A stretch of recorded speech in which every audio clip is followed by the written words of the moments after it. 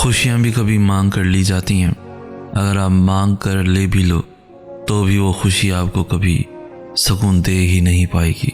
ये वक्त आजमाइश का है। तुम्हारी आंखें रात को गीली होंगी, दिल 1000 बार टूटेगा, सब्र आजमाया जाएगा, इम्तिहान में डाला जाएगा, लेकिन ये वक्त भी गुजर जाएगा। हर मुश्किल के साथ आसानी है, तो ये मुश्किल थोड़ी सी बाकी रह गई है। प्यारे दिनों का इंतज़ार बस ख़त्म होने ही वाला है। जहाँ अल्लाह होगा तुम्हारे साथ, तुम्हारे पास। यही उसकी अता का अंदाज़ है कि वो पहले तुम्हें मांगना सिखाता है और फिर वहाँ से अता करता है जहाँ से मिलना तुम्हें मुमकिन नहीं लगता। वो तुम्हें तुमसे गुजार कर ही खुद तक लाता है। वो तुम्हें पहले तुम्हारी पहचान करवाता है, फिर अपना पता देता है।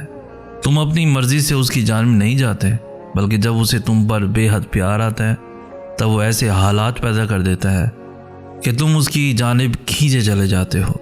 राहें जुदा हो जाने से मुकद्दर जुदा नहीं होते, और जो इस बात का यकीन रखते हैं अल्लाह उनके लिए ऐसे वसीले बनाता है जो किसी की भी नज़र से गुजरे नहीं होते। हालात समझ से बाहर हो जाएं तो मौजज़े भी अक्ल से बाहर हो जाते हैं। एक लंबा सांस लें, खुली हवा में चहलकदमी करें, अल्लाह के साथ वक्त गुजारें, उसकी मोहब्बत को महसूस करें, उसकी रहमतों को महसूस करें। छोड़ें दुनिया की चीज़ों के पीछे भागना, बस अल्लाह पाक की मोहब्बत में इस कदर खो जाएं कि उसके अलावा आपको कुछ भी दिखाई ही न दे। तुम्हें पता है, जब बात नामुमकिनात पर आकर रुक जाती है ना, तब मेरा रब कहता है इन्नल्लाह अला कुल्ले शाइन कदीर। इंतज़ार की भी 3 सूरतें होती हैं। या तो अल्लाह इसलिए इंतज़ार करवा रहा है कि ये वक्त सही नहीं है तुम्हें वो देने का जो तुम कब से मांग रहे हो, या तो वो चीज़ तुम्हारे लिए बेहतर नहीं जिसका तुम कब से इंतज़ार कर रहे हो, या तो अल्लाह को तुम्हारा मांगना पसंद आ गया है, इसलिए वो चाह रहा है मेरा बंदा मुझसे फरियाद करता रहे। ये हो ही नहीं सकता जो दुआ अल्लाह ने दिल में डाली है वो नसीब में ना हो। अल्लाह हमें आजमाता है कि मेरा बंदा मुझ पे कितना भरोसा रखता है। तो बस अपना दिल उस रब की तरफ मुतवज्जा रखें और उसकी रहमतों के मुंतज़िर रहें। तुम्हारे समझने ना समझने, मानने ना मानने से कुछ भी नहीं होता। जब अल्लाह ने कह दिया कि दुआएं पहाड़ों को भी अपनी जगह से हिला सकती हैं, तो फिर दुआएं नसीब का लिखा भी बदल सकती हैं। कबूलियत का शक तो बनता ही नहीं है ना। हम जो चीज़ मांगते हैं ना अल्लाह ताला से, वो अल्लाह को पहले से ही मालूम होता है। जिस चीज़ पर तड़पते हैं ना, अल्लाह ताला पहले से ही उस तरफ से वाकिफ़ होता है कि हम ये मांगेंगे अल्लाह से। उसे पहले से ही पता होता है कि हमारा दिल किस चीज़ में उलझ गया है। तो जब अल्लाह को पहले से मालूम होता है तो वह हमें क्यों नहीं अता करता। इसीलिए तो उसने दुआ बनाई। दुआ मांगने के लिए हमें बनाया था ताकि हम उससे मांगें, उससे बातें करते रहें, उसे बुलाते रहें, उससे दूर ना हो जाएं, उसके करीब रहें ताकि वह हमारी तरफ मुतवज्जा हो सके। हम उससे मांगे और इन्हीं बातों बातों में वो हमारा उलझा जहन उस चीज़ से हटा देता है। इतनी मोहब्बत करता है अल्लाह हमसे कि हमारे लिए वो हमें गम दिखाता है और हमारे लिए ही हमसे मोहब्बत करता है। अल्लाह तुम्हें इंसान की मोहब्बत से गुजार कर ख़ुद तक लाता है। और जान लो, अगर इस दोनों जहानों के मालिक की मोहब्बत मिल गई तो दोनों जहां का सुकून पाओगे, और जब तुम उसकी रज़ा में राज़ी हो जाओगे तब वो भी सारी कायनात को तुम्हें राज़ी करने पर लगा देता है।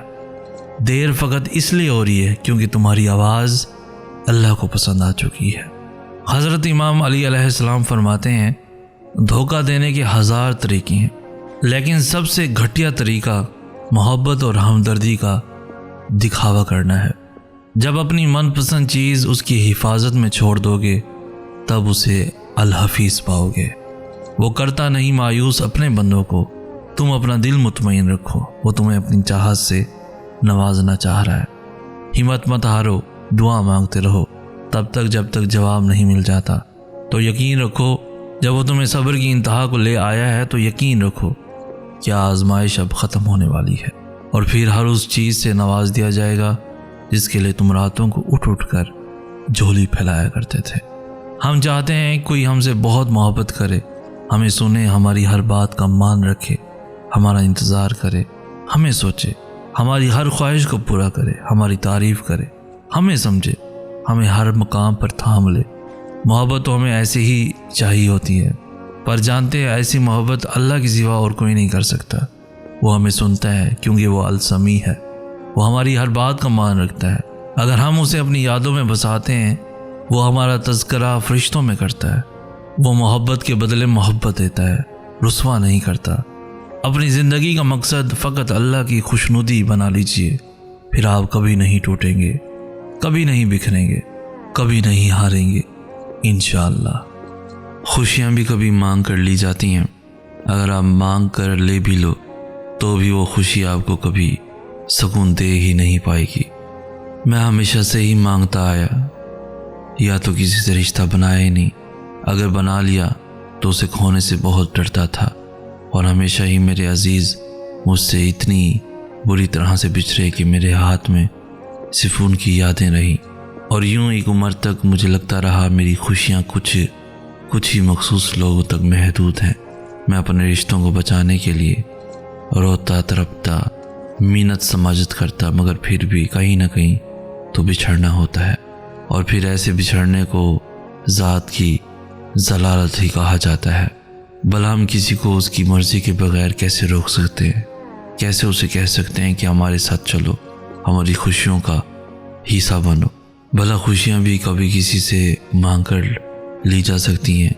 शायद कभी भी नहीं। ये तो नसीबों से मिलती हैं। बिछड़ने वालों को बिछड़ना ही होता है, आज नहीं तो कल सही। जब बिछड़ने वालों की लंबी फहरिस्त बन गई, हर चाहने वाला तोड़ कर चला गया, तब समझ आई अपनी खुशियाँ लोगों से वाबस्ता ना रखो, उन्हें खुद से वाबस्ता रखो। अपनी ज़ात को समझो, उसे दूसरों की झोली में गिराना छोड़ दो, वरना खाली हाथ रह जाओगे। बाज़ दफ़ा अल्लाह ताला आपको आपकी सबसे पसंदीदा चीज़ों और लोगों से दूर कर दिया करता है। मकसद आपका दिल दुखाना नहीं होता, दरअसल आपका उस रब के करीब होना मकसूद होता है। अगर कहीं महसूस हो कि आप अकेले हो तो मत भूलना कि आप कम अज़ कम अकेले नहीं हो। अल्लाह ताला कभी भी किसी को अकेला नहीं करता। दिल की गहराइयों से पुकारो उससे। आपकी माँ आपकी एक पुकार पर इतना तड़पती है तो वो कितना पास आता होगा। कभी उम्मीद नहीं खोनी, कभी उदास नहीं होना, क्योंकि वो कभी उम्मीद तोड़ता नहीं है। वो दिलों को जोड़ने वाला है, वो रहीम व गफूर है। मेरे पास कुछ नहीं है उस रब के सिवा। मुझे नहीं पता मेरा मुस्तकबिल क्या और कैसा होगा, मैं कब कहाँ होऊंगा, किन के साथ होऊंगा, मुझे नहीं पता। मैं अंधेरी वादी में चल रहा हूँ,